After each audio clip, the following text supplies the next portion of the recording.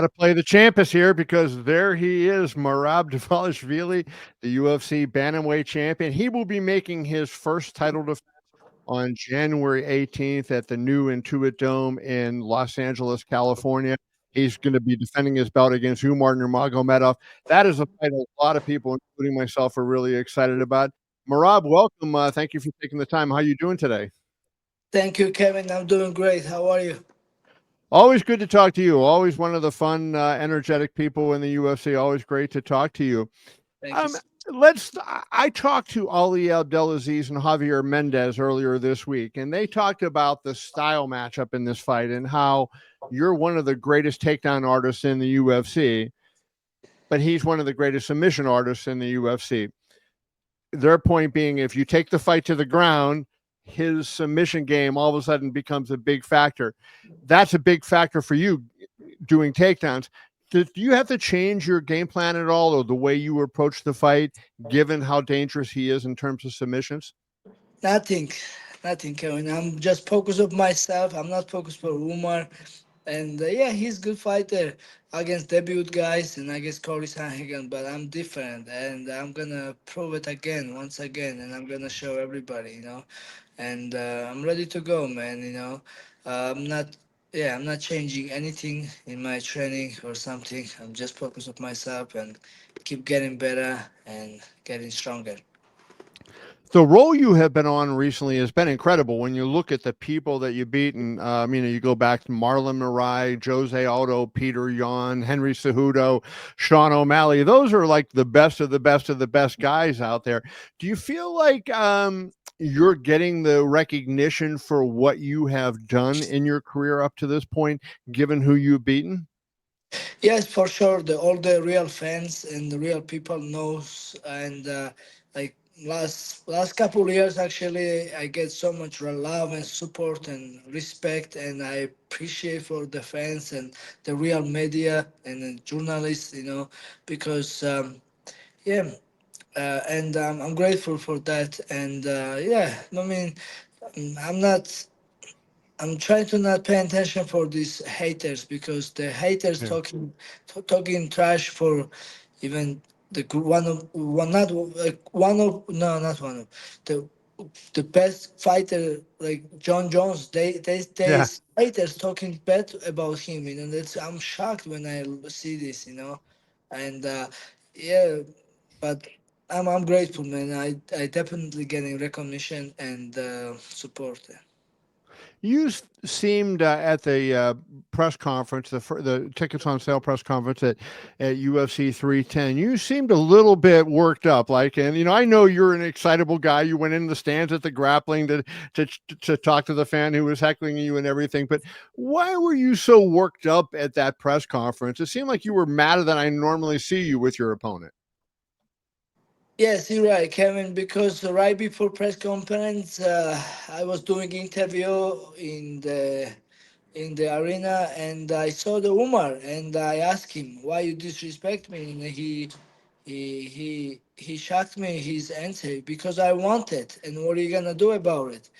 And that time I wanted to punch his face, but I wasn't able to do that, and I was mad, and I and then and I was mad the whole time, you know, and I wanted to like really, really, really punch him, but because he used the expression. It's not even Georgian expression, and he said it's a Georgian expression, and he called me fake champion, and I'm not fake champion, and you guys Oh know. wow. Yes, yes.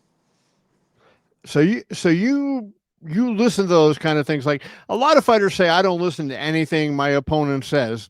You're not like that. Like what they're saying about you.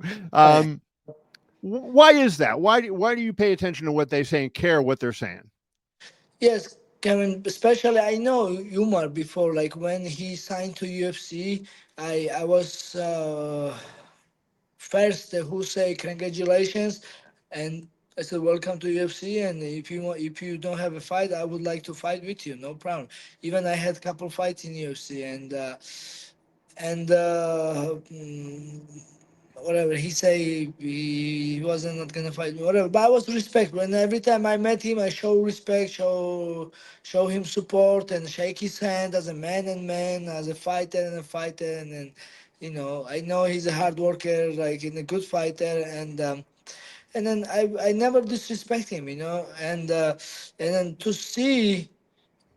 to getting disrespect from him, and then he say, oh, I want a belt. Okay, bro, I understand you want belt, but just do it's a respectful way. And especially if UFC already give you this favor, and then you fighting debut guys, and then from debut guy you fighting number two, like, and then, oh, and if you know that if you beat this number two, and then you getting straight for the belt, why are you talking trash? Why you tweeting all that? Just be quiet, be humble. And if they are giving to you belt, then why no, not belt, like if they give it to you title fight, and they give it to you this opportunity, like they give Sean O'Malley before, like against Aljo, and why Right. you have to keep talking trash, especially I know you, and that's why I was mad about him, and yeah, that's what he did wrong.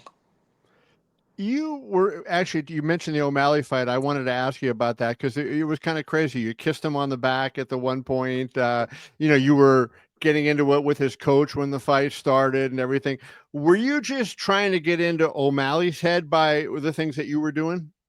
No, not like that. But no, I was dominating him, um, and when I was choking, it was 10 seconds left, and I know he wasn't not gonna tap out in 10 seconds, and I'm like, I just give him father's kiss, and I just have had little fun there, and that was it. But I wasn't trying to like get his head or something. But I had fun because I was controlling this fight, and I had so much Right. fun.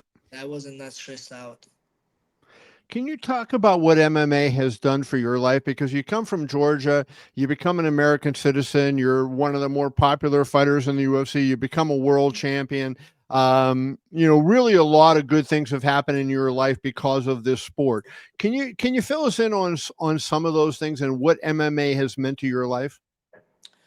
Oh, I'm really grateful for MMA and for UFC because in MMA I find them myself. I was judo and sambo wrestler before, and there is so many rules in judo and sambo, and even you have a good cardio or you even strong and hard worker, because of rules you cannot always Right. win.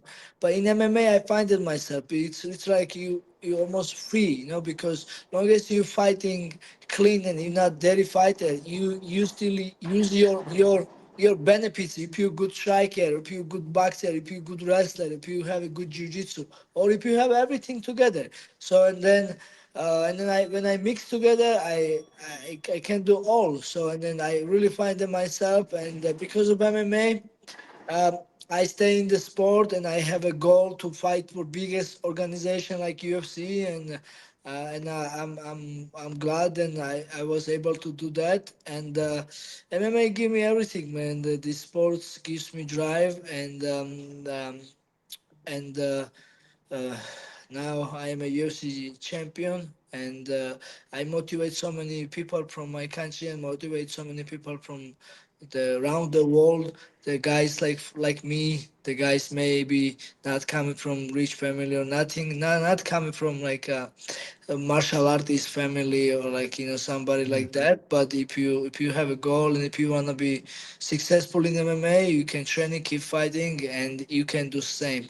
And I'm really grateful because yes, I because of MMA, and I was able to come US, and now a US citizen. I have a house in Vegas, house in New York, and Wow. yes, You're and doing okay.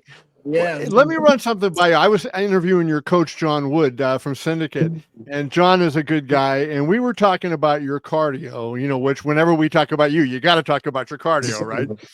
Right. And I brought up to him the interview that you did with DC after you beat O'Malley, a couple of days after. And DC put a thing out, and I'm not sure if it was real or if it was fake. So I want you to tell me if it was real. He said the interview is going to be delayed because Merab is out running 4 days after he won the championship. He's out doing road work. Was that true, or was that kind of a setup with you two? That's 100% truth. So me and Aljamain Sterling, we are neighbors, and so I was running, and I don't even know if DC was coming, and um, oh, I don't remember exactly but how it happened, but I was running. I had my plans to run nighttime because, after the fight,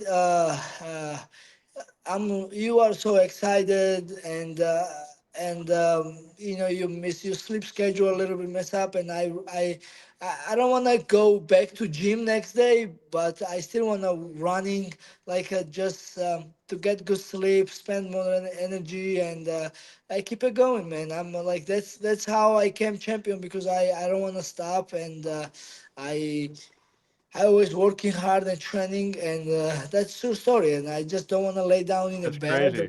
and eat. Yeah, yes. Before I let you go, let's get your prediction. Do you finish him, or do you think you win another decision?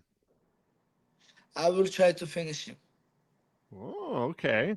Well, Yes, that'll be interesting. That is the champ, Merab Dvalishvili. He will fight Umar Nurmagomedov on January 18th at the Intuit Dome in the co-main event of UFC 311. Always great to talk to you, Merab. Always great to see you. Good luck. I'll see you down in LA. Thank you, Kevin. See ya.